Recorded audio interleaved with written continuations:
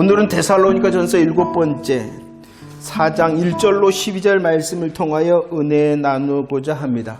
이 데살로니가전서 4장의 내용이 무엇이냐 그러면은 예수 그리스도의 십자가와 부활의 복음 앞에서 하나님의 복음이죠. 그 하나님의 복음을 성령님의 도우심으로 아멘하였어요. 그럴 때에 그리스도인 된다는 것입니다. 그리스도인 성도가 되어지는데 오늘 이 데살로니가전서 4장에서는 그렇다면 그리스도인 되어지고 성도된 그 사람들의 삶은 어떻게 살아야 되는가? 성도의 삶에 대하여 이야기하고 있습니다. 우리 데살로니가전서 1장 9절로 10절 말씀 함께 고백하도록 하겠습니다. 시작. 그들이 우리에 대하여 스스로 말하기를 우리가 어떻게 너희 가운데에 들어갔는지와 너희가 어떻게 우상을 버리고 하나님께로 돌아와서 살아계시고 참되신 하나님을 섬기는지와 또 죽은 자들 가운데서 다시 살리신 그의 아들이 하늘로부터 강림하실 것을 너희가 어떻게 기다리는지를 말하니 이는 장래의 노하심에서 우리를 건지시는 예수시다 라고 말씀하고 있습니다. 성도의 어떠함 에 대하여 말씀하고 있습니다. 성도는 하나님의 말씀, 하나님의 복음 앞에서 우상을 버리는 자가 성도다 이렇게 말씀하고 있죠. 성도는 우상을 버렸을 뿐만이 아니라 하나님께 돌아온 자가 성도다 이렇게 말씀하고 그 성도의 삶을 향하여 어떻게 말씀합니까? 하나님을 섬기는 자가 되어졌고 주의 재림을 기다리는 자가 되어졌고 장래의 노하심에 건지시는 예수님을 전하는 자가 되어졌다라고 이미 데살로니가전서 1장에서 말씀을 하였어요. 하나님의 복음이 선포되어집니다. 하나님의 말씀이 선포되어집니다. 아멘 하면은 그 아멘의 고백을 통하여 그가 성도 그리스도인이 되어지죠. 그 그리스도인은 이제 하나님께 돌아온 자, 하나님을 섬기는 자, 주의 재림을 기다리는 자, 주를 전하는 자다 이렇게 말씀을 하고 있습니다. 이렇게 된 것, 이렇게 성도가 성도된 것은 어떻게 되어진 것이냐? 데살로니가전서 1장 4절에서는 이렇게 말씀하고 있죠. 이렇게 교회가 데살로니가 교회 성도가 성도되어진 이유는 무엇 때문이냐 그러면은 하나님의 사랑과 하나님의 택하심 때문이다 이렇게 말씀하고 있습니다. 하나님의 사랑과 하나님의 택하심이 어떠한 사람에게 임합니다. 그럴 때 그는 복음의 말씀 앞에서 아멘하게 되어집니다. 우상에게서 우상을 버리고 하나님께로 돌아옵니다. 그리고 하나님을 섬기고 주를 기다리고 또 주를 전하는 자가 되어진다. 데살로니가 4장 2절 이제 고백할까요? 4장 2절 시작.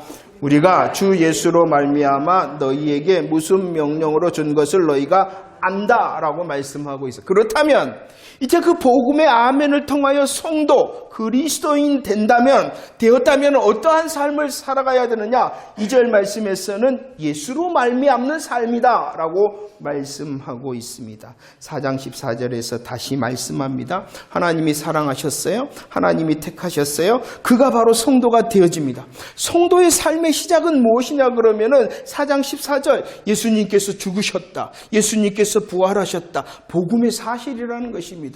우리 성도된 자의 삶의 이유가 무엇이냐 그러면은 복음 때문이라는 것이요.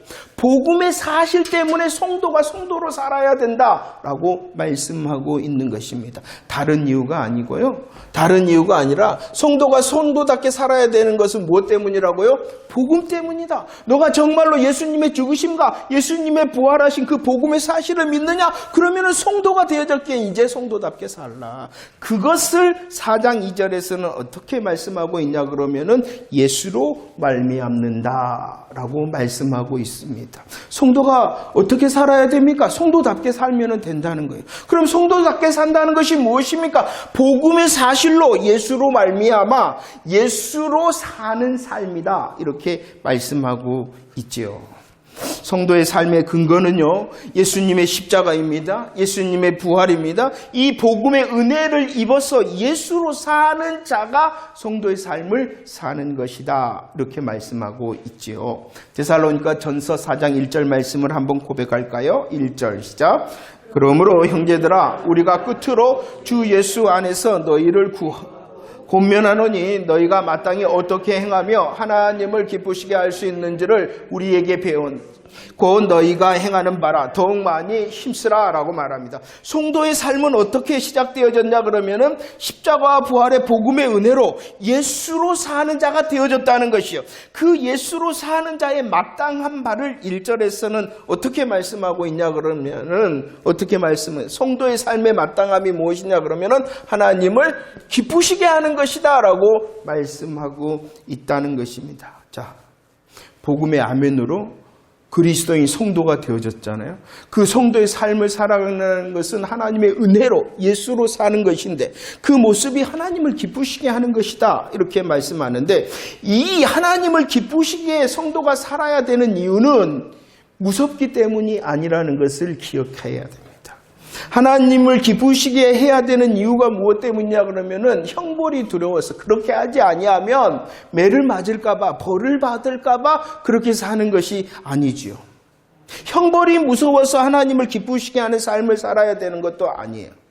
그리고 또 구원을 받기 위하여 하나님을 기쁘시게 하는 삶을 살아야 되는 것도 아닙니다. 그러죠? 구원을 받기 위해서가 아니라 구원을 받았기 때문에 합당한 것이에요. 당연한 것이다라고 말씀하고 있다는 것입니다. 우리들이 민수기를 통하여 은혜를 나눴듯이 우리 하나님이 어떠하신 분이었어요? 기억하시고 이루시는 하나님이십니다. 그분은 우리를 위하여 기억하고 이루셔서 메시아 언약을 성취하셨어요. 그 메시아 언약을 성취하심의 모습이 어떠했습니까? 자기 아들을 아끼지 아니하고 우리를 위하여 내어주신 그 크신 사랑으로 우리를 위하여 기억하시고 일하신다라는 것입니다. 이것이 무엇입니까? 하나님의 사랑과 택하심에 우리들이 감격해하는 삶이라는 것이에요. 왜 하나님을 기쁘시게 하는 삶을 살아내야 되느냐? 그것은 형벌도 아니요, 구원을 얻기 위해서도 아니요, 오직 이미 구원받은 자로 하나님 앞에 감격함으로 살아내는 모습이 하나님을 기쁘시게 하는 삶이다. 이렇게 말씀하고 있는 것이죠. 볼까요? 요한복음 8장 29절 말씀입니다. 우리를 향하여 복음의 길을 가게 하시는 예수 그리스도, 우리보다 복음의 길을 앞서가신 예수님의 고백이 무엇입니까? 예수님께서는 자신의 삶에 대하여 어떻게 말씀하고 있어요? 나는 항상 그가 누구입니까? 아버지 하나님, 나는 항상 아버지 하나님께서 기뻐하시는 일을 행하였다라고 말씀하고 있는 것입니다. 우리보다도 먼저 복음의 길을 가신 예수님의 고백이 그 삶이 하나님 아버지를 기쁘시게 한 삶이었다라고 고백하고 있는 것이죠. 데살로니가 전서 2장 4절도 고백할까요? 4절 시작. 오직 하나님께 옳게 여기심을 입어 복음을 위탁받았으니 우리가 이와 같이 말함은 사람을 기쁘게 하려 함이 아니요 오직 우리 마음을 감찰하시는 하나님을 기쁘시게 한다. 사도 바울의 고백입니다. 예수님뿐만이 아니라 복음 앞에 있는 사도 바울의 고백이 무엇입니까? 나는 사람을 기쁘게 하는 것이 아니라 하나님을 기쁘시게 하는 삶을 산다. 이렇게 고백. 왜 이런 고백을 하냐 그러면은 성도가 되어졌기 때문입니다. 복음의 은혜를 입어 예수로 사는 자가 되어졌기 때문이라는 것이요. 그러면은 사도 바울만 복음의 은혜를 입어 예수로 사는 성도가 된 것이 아니라 저와 여러분들도 복음의 은혜를 입어 예수로 사는 자가 되어졌기 때문에 우리의 마땅함이 무엇이다고요? 하나님을 기쁘시게 하는 삶이다라는 것입니다. 로마서 1장 말씀에 보면 죄의 결과, 죄에 잡혀있는 자, 죄의 권세 아래에 있는 모습을 말씀하고 있어요. 죄의 권세 아래에 있고 죄 아래에 있고 죄의 결과가 무엇이냐 그러면은 생각과 마음과 지혜에 대하여 말씀하고 있어요. 죄 아래에 있으며 죄의 결과가 그 생각이 어떠합니까? 허망하고 그 마음이 어두워지고 지혜가 어리석게 되어졌다. 생각과 마음과 지혜를 놓친 자의 그 삶은 하나님을 영화롭게 하지 않고 하나님께 감사하지 않고 하나님의 영광을 다른 것으로 바꾸어 버렸다. 이렇게 말씀하고 있어요. 이 말이 무엇입니까? 하나님을 기쁘시게 하지 않는다라는 것이요. 하나님을 기쁘시게 하지 않는다라는 모습이 뭐냐 그러면은 아직도 죄 아래에 있고 죄의 결과 가운데 있는 삶이라는 것이요. 그런데 저와 여러분들이 어떠한 삶입니까? 죄의 문제에서 해방되었잖아요. 죄의 문제에 대해서 죄의 결박에서 풀려났잖아요. 그러면은 우리의 생각과 마음과 지혜가 누구를 향하는 것이 마땅한 것이에요? 하나님을 향하고 그 모습이 어떠하다? 하나님을 영화롭게 감사하며 영광 돌린다라고 말씀하고 있습니다. 이것이 무엇이냐 그러면은 당연하고 합당한 것이다. 예수 그리스도의 하나님의 말씀, 하나님의 복음 앞에서 너희들이 아멘하였느냐? 그러면 하나님의 은혜를 힘입어서 예수로 사는 성도 그리스도인이 되어졌다. 그 그리스도인의 삶의 모습은 하나님을 기쁘시게 하는 것이요. 생각과 마음과 지혜가 주를 하나님을 중심으로 향할 뿐만이 아니라 하나님을 기쁘시게 하는 것이다. 이것이 어떠하다고요? 당연하고 합당하다. 성도된 여러분들 당연하십니까 지금? 합당하십니까?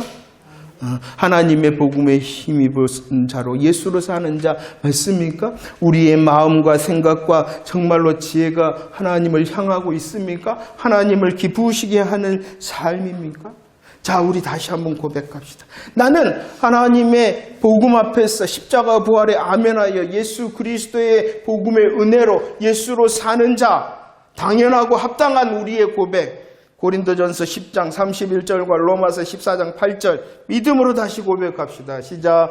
그런즉 너희가 먹든지 마시든지 무엇을 하든지 다 하나님의 영광을 위하여 하라. 우리가 살아도 주를 위하여 살고 죽어도 주를 위하여 죽나니 그러므로 사나 죽으나 우리가 주의 것이다. 이것이 어떠한 것이다고요? 성도된 나의 당연하고 합당한 것이다 라는 것을 잊지 마시기를 바랍니다. 4장 3절에서는 또 이렇게 우리를 향하여 말씀합니다. 4장 3절 시작. 하나님의 뜻은 이것이니 거룩합니다 라고 말씀합니다. 복음의 은혜로 예수로 사는 자, 하나님을 기쁘시게 하는 것이 합당한 것이고 또 당연한 것이다 라고 말씀하였고 이것이 바로 하나님의 뜻이다 라고 말씀하고 있습니다.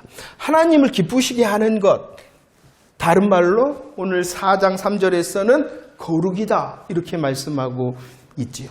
거룩에 대해서는요 레위기 11장 45절에서 말씀합니다. 먼저 누가 거룩하십니까?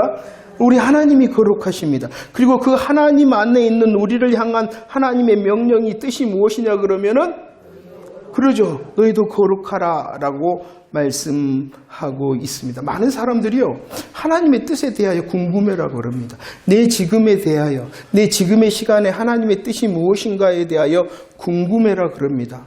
여러분들, 이 하나님의 뜻은요 우리의 삶 가운데 왼쪽이냐 오른쪽이냐라고 말씀하시지 않습니다. 우리의 그 급박한 순간에도 하나님이 왼쪽 오른쪽이라고 말씀하시지 않아요. 하나님은 점쟁이처럼 일하지 않습니다. 이미 왜냐 그러면은 하나님의 뜻과 하나님의 마음, 이따가 살펴보겠지만 이 데살로니가 전서에서도 어떻게 말씀하고 있냐 그러면 이것이 하나님의 뜻이다. 이것이 하나님의 명령이다. 이것이 하나님의 가르침이다라고 이미 말씀해 주신 기준을 가지고 하나님의 기준을 가지고 그 순간, 선택의 순간에 결정을 하는 것이지 갑자기 하나님 왼쪽입니까 오른쪽입니까 거룩한 척 하나님의 뜻을 향하여 그렇게 질문하는 게 아닙니다. 성도는 합당함과 당연함으로 기준을 익히고 하나님의 뜻, 하나님의 마음, 하나님의 가르침을 익혀서 훈련된 자로 결정하는 것이지 갑자기 하나님 왼쪽입니까 오른쪽입니까 라고 질문하는 것이 경건이 아니라는 것이에요. 하나님이 이미 하나님의 뜻이다, 명령이다, 가르침이다 말씀해 주는데 그 보이는 하나님의 말씀조차도 훈련되어지지 않고 갑자기 경건한 척 하나님 왼쪽입니까 오른쪽입니까 이렇게 질문하는 것 성도의 참된 모습이 아니라는 거예요. 그래서 오늘 또 뭐라 그럽니까? 하나님의 뜻이다 이렇게 말씀하고 있는 것입니다. 자, 하나님의 뜻은요 오늘 우리를 향한 당연하고 합당한 것이 무엇이라고요? 거룩이다. 이 거룩의 모습은 뭐냐? 하나님을 기쁘시게 하는 것의 다른 모습입니다. 이 거룩함에 대하여 이렇게 말씀을 하고 있어요. 4장 4절 말씀 시작. 각각 거룩함과 존귀함으로 자기의 아내 대할 줄을 알아라 라고 말씀하고 있습니다. 하나님의 뜻이다. 하나님의 뜻은 거룩이다. 하나님을 기쁘시게 하는 합당하고 당연한 성도의 삶은 거룩이다. 이것은 자기 자신을 향한 기본적인 하나님의 뜻을 말하고 자기 자신을 향하여서 하나님께서 무엇을 원하시냐 그러면은 거룩을 원하시고, 읽었던 이 4절에서는 이 거룩의 확장, 자기 자신에서는 거룩할 뿐만이 아니라 가정을 향한 거룩의 모습을 말씀하고 있어요. 가정을 향해서는 어떻게 해야 된다라고 말씀하고 있냐 그러면은 거룩과 존귀함이다 이렇게 말씀하고 있습니다. 창세기 2장 22절 말씀에 보면 남편과 아내는 하나님께서 짝지어 주셨다. 하나님으로부터이기 때문에 그 가정에서는 서로를 향하여 거룩히 여겨야 된다 이렇게 말씀하고 있어요. 이 부부의 관계는 누구로부터, 사람으로부터가 아니라 하나님으로부터이기 때문에 그 관계 속에서 가정에서는 서로를 향하여 거룩히 여겨야 된다 이렇게 말씀하고 있어요. 베드로전서 3장 7절에서는 남편과 아내의 관계를 다시 말씀하고 있죠. 서로를 향하여 말씀하고 있어요. 그러나 남편은 아내를 연약한 그릇으로 알 뿐만이 아니라 함께 하늘 기업을 누릴 자로 알아 그를 귀히 여기라, 존귀히 여기라 라고 말씀하고 있어요. 가정에서의 거룩은 무엇이냐 그러면은 서로를 향하여 하나님으로부터임을 인정하는 거룩이고, 서로를 연약함과 서로를 하늘 기업으로 여기는 존귀함이 가정에서의 거룩이다 이렇게 말씀하고 있습니다. 데살로니가전서 4장 5절 말씀을 읽어볼까요? 데살로니가전서 4장 5절 시작. 하나님을 모르는 이방인과 같이 색욕을 따르지 말라 이렇게 말씀하고 있어요. 이것은 성도의 거룩의 기준을 향하여 말씀하고 있어요. 성도의 거룩의 기준은 하나님을 모르는 이방인들이 하는 것이 아니다라고 말씀하고 있어요. 이 말이 무엇이냐 그러면은 예수 믿지 않는 사람의 기준이 우리의 거룩이 아니다는 것이에요. 우리의 거룩의 기준은 세상 사람들이 말하는 것이 아니라 누가 말하는 것이어야 되겠어요? 하나님이 기준이시다. 빌립보서 3장 19절을 말씀을 좀 이해를 해야 되는데, 사람들의 영광, 이 세상 사람들의 영광 중에 어떠한 것이 있냐 그러면은 부끄러움이 있다라고 말하고, 이 말이 무엇이냐 그러면은 부끄러운 일을 행해놓고, 부끄러운 일, 잘못된 일을 행해놓고도 그것을 뭐하냐 그러면은 자랑한다는 것이 이해가 됐으면 좋겠어요. 제가 이해를 못해요. 제가 학생 시절 때도 아주 나쁜 일이요. 그런데 그들 사이에는 뭐예요? 내가 말이야 이런 일도 해봤어. 이렇게 하면 자기를 자랑한다는 거예요. 그런 일을 행한다는. 세상 사람들은, 예수 믿지 않는 사람들은 부끄러운 일인데, 잘못된 일인데도 내가 말이야 그런 일도 해봤어 라고 말한다는 것이에요. 그것이 우리의 기준이 아니다. 혹시 내가 그 일 안 해도 돼. 왜냐? 그럼 그것은 부끄러운 일, 잘못된 일이니까. 왜 그 부끄러운 일, 잘못된 일을 하지 말아야 되냐 그러면 나의 기준은 하나님의 거룩이니까. 이것을 잊지 말라라고 말씀하고 있어요. 하나님의 뜻이다. 너희 자신을 향하여서는 스스로 거룩해야 된다. 너희 가정 가운데서는 서로를 향하여 거룩하고 존귀 여겨야 된다. 이렇게 말씀하시고 있으면서 우리의 거룩은 세상 사람들이 말하는 기준이 아니라 오직 하나님께서 원하시는 거룩을 기준 삼아야 된다라고 말씀하고 있는 것입니다. 데살로니가전서 4장 9절 말씀도 읽어볼까요? 9절 시작. 형제 사랑에 관하여는 너희에게 쓸 것이 없음은 너희 자신이 하나님의 가르치심을 받아 서로 사랑한다라고 말씀합니다. 자기를 향해서는 거룩해야 되고 가정에서는 거룩하며 서로를 존귀히 여겨야 된다라고 말씀합니다. 형제의 사랑이라는 것은, 특별히 오늘 9절에서 형제다라고 말씀하는 것은 교회 공동체 안에서 형제 자매를 말씀하고 있는 것입니다. 교회 공동체에서는 그러니까 뭐 해야 되냐 그러면은 서로 사랑해야 된다. 이것이 무엇이다? 거룩이다라고 말씀하고 있는, 이것이 거룩이다라고 말씀하고 있습니다. 데살로니가 전서에서 우리들은 배경을 이해를 해봐야 됩니다. 4장 10절 말씀에 보면은 믿음의 형제 자매를 사랑하되 더욱 많이 사랑하라 이렇게 말씀하고 있어요.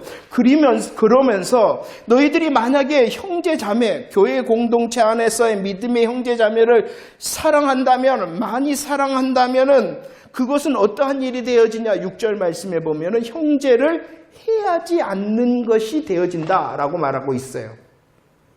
그러면은 사랑하면은 해하지 않는 것이 되어지기 때문에 사랑하지 않는다면은 형제를 적극적인 면을 원하는 것이에요. 우리 하나님께서 그러니까 하나님의 기준의 거룩을 원하는 거예요. 나는 저 사람 안 미워해. 아니 그 정도로는 안 된다는 거예요. 우리 서로를 향하여 거룩해야 된다. 하나님의 거룩으로 교회 공동체를 향해 나는 저 사람을 미워하지 않아. 안 된다는 거예요. 안 된다는 거예요. 뭐 해야 된다는 거예요? 더 적극적으로 사랑해야 되는 것이에요. 사랑해야 된다. 이것이 하나님의 거룩의 명령이다. 이렇게 말씀하고 있습니다. 그리고 더 이제 재밌는 말씀을 하고 있는데요. 11절 말씀 한번 읽어봅시다. 11절 시작. 또 너희에게 명한 것 같이 조용히 자기 일을 하고 너희 손으로 일하기를 힘쓰라. 교회 공동체를 향해서는 사랑의 명령을 적극적으로 할 뿐만이 아니라 그 사랑의 표현을 어떻게 말씀하고 있냐 그러면 사랑한다면 뭐 하라는 것입니까?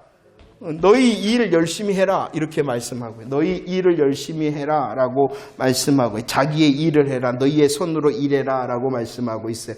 너희는 수고해야 된다. 땀을 흘려야 된다. 자신의 역할을 잘 감당해야 된다 라고 말씀하고 있습니다. 이 일이라는 것은 믿음의 일을 말하기도 하지만 삶의 일을 말하기도 합니다. 일을 열심히 하는 것, 자기의 맡은 자리에서 주부가 되었다면 주부의 일을, 직장을 다닌다면 직장에서 사업을 맡았다면 사업에서 그리고 교회 공동체의 믿음의 일뿐만이 아니라 우리의 삶의 일을 어떻게 해야 되냐? 수고하고 땀을 흘려 열심히 하는 것, 그것이 바로 교회 공동체를 사랑하는 것이다 라고 말씀하고 있어요. 왜 이렇게 말했냐 그러면은 데살로니가 후서 2장에 그 이유가 나와 있습니다. 2장 2절에 보면 어떠한 사람이 있냐 그러면은 마음이 흔들린 사람, 마음에서 두려움이 있는 사람. 왜 흔들리고 두려워했냐 그러면은 데살로니가 후서 2장 2절. 왜 성도들이 마음이 흔들리고 두려워했냐 그러면은 주의 날이 이르렀다. 잘못된 재림관을 가지고 있다는 것입니다. 잘못된 재림관을 가지고 있으니까 마음이 흔들려요, 두려워요. 그래서 어떻게 했냐 그러면은 후서 3장 11절 말씀 어떻게 합니까? 일하지 않은 자가 되어져 버렸다는 것이에요. 잘못된 재림관을 가지고 마음이 흔들리고 두려우니까 일하지 않고 오히려 어떠한 사람이 되어졌냐 그러면은 일을 만드는 사람이 되어졌다라는 것입니다. 그래서 바른 복음에 서서 믿음의 공동체 안에서 믿음의 일도 열심히 하고 삶의 일도 열심히 하는 자가 되어져야 된다. 믿음의 일 또 삶의 일을 열심히 하는 것이 바로 형제를 사랑하는 것이다 라고 말씀하고 있다는 것입니다. 잘못된 재림관이 딱 드러나니까 예수님께서 이제 이제 곧 오신다는. 그러니까 뭐 할 필요가 없어.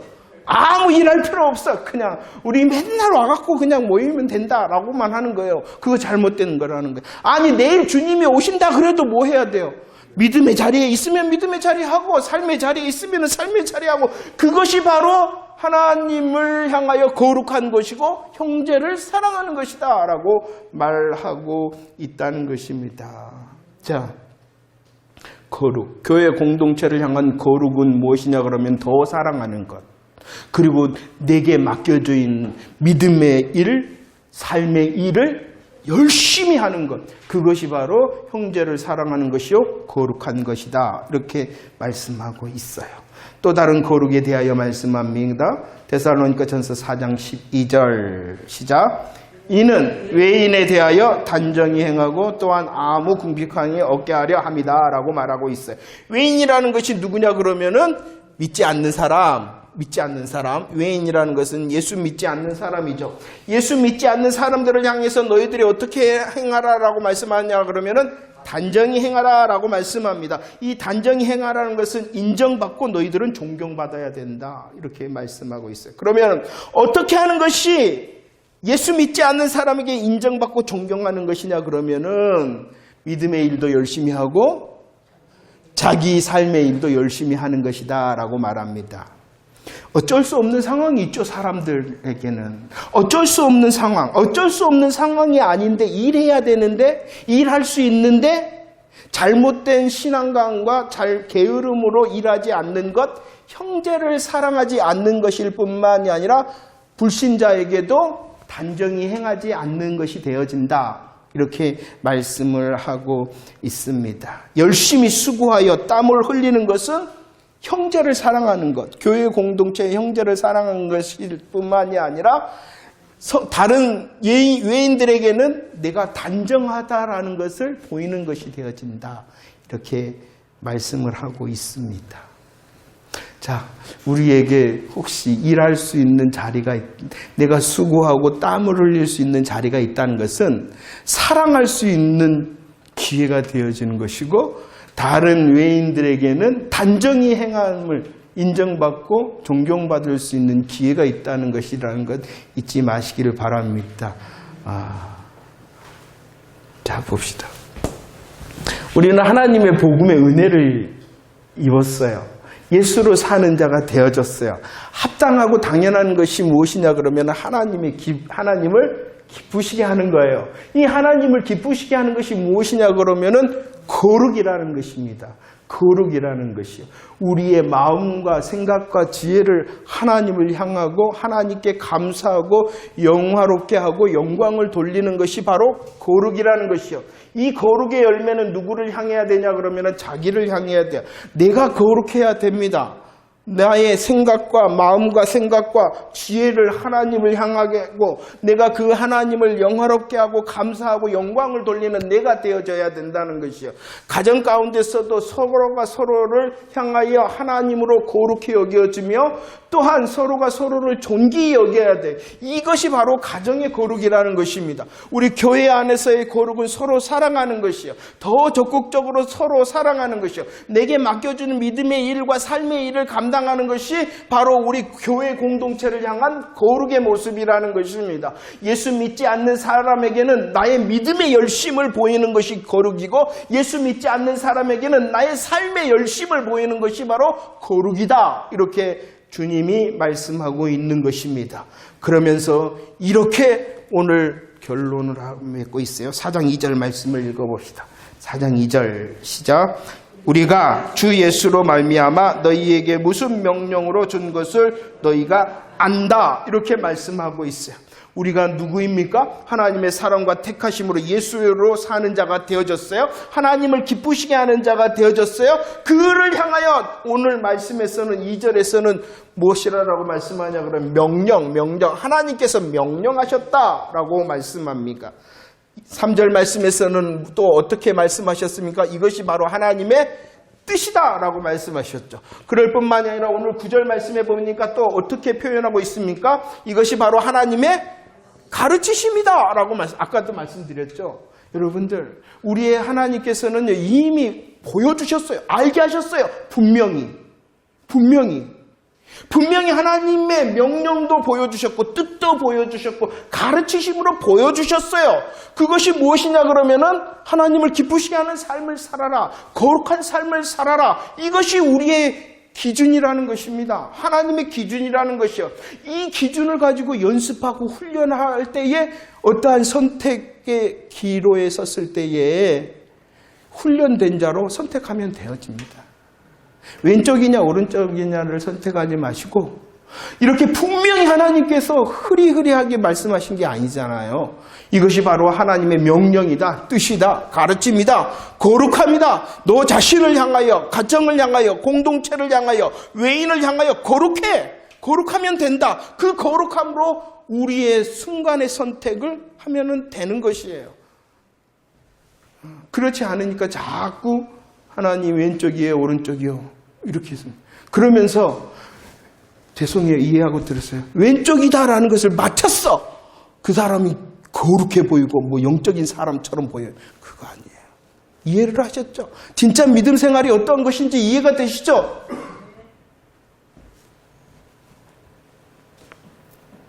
8절 말씀, 8절 시작.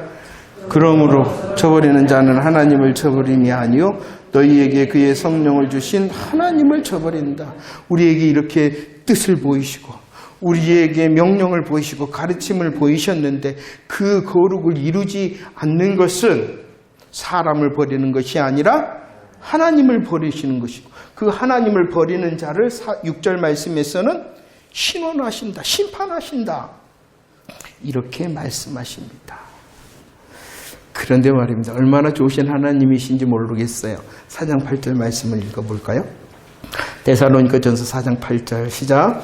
그러므로 저버리는 자는 사람을 저버림이 아니요 너희에게 그의 성령을 주신 하나님을 이 말씀이 무엇입니까? 우리가 누구라고요? 십자가 부활의 복음으로 하나님의 복음의 은혜를 입은 사람, 그 은혜를 입은 사람으로서 예수로 살아가야 되는 사람, 하나님을 기쁘시게 해야 됩니다. 거룩을 이루어야 됩니다. 나를 향하여, 가정을 향하여, 공동체를 향하여, 또한 예수 믿지 않는 사람을 향하여 이 거룩을 이루어내야 돼요. 그런데 나의 힘으로 되어지지 않는다는 것을 아시는 하나님께서 우리에게 어떻게 하셨어요?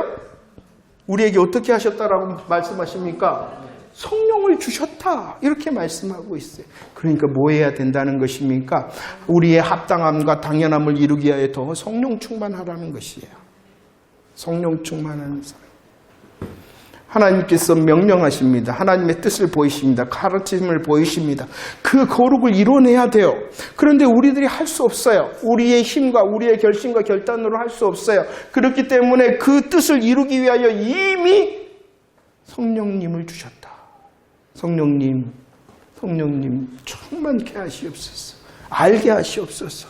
하나님, 나와 우리 가정과 우리 교회와 다른 이웃을 향한 나의 거룩을 더 알게 하시옵소서. 그리고 성령 충만으로 그 아는 하나님의 거룩의 뜻을 향하여, 명령을 향하여, 가르침을 향하여 행하는 자가 되게 하시옵소서. 그러니까 성령 충만이 필요한 이유가 바로 이것입니다. 성령 충만의 능력이 무엇이냐? 오늘 말씀으로 하면은 거룩을 살아내는 것. 거룩을 살아내는 것. 이것이 가장 성령 충만한 사람이고, 이 거룩을 살아내는 사람이 가장 영적인 사람이에요. 영적인 사람이에요. 능력자예요, 능력자. 그래서 성령을 주시면서 우리에게 다시 주님이 명령하십니다. 1절 말씀에 보면은 어떻게 명령하십니까? 너희들 행하고 힘써야 된다. 우리에게 이미 누구를 주셨어요? 성령님을 주셨어요. 성령님을 주셨어요. 그런데 그 성령님으로 주셨으면 되는 것이 아니라 이 성령님을 의지하기 위하여 우리들이 뭐 해야 됩니까? 더 많이 10절에서도 뭐라 그럽니까? 더 많이 이렇게 말씀하고 있습니다. 그래서 히브리서 2장 1절 말씀에서는 이렇게 말씀하죠. 고백할까요? 시작.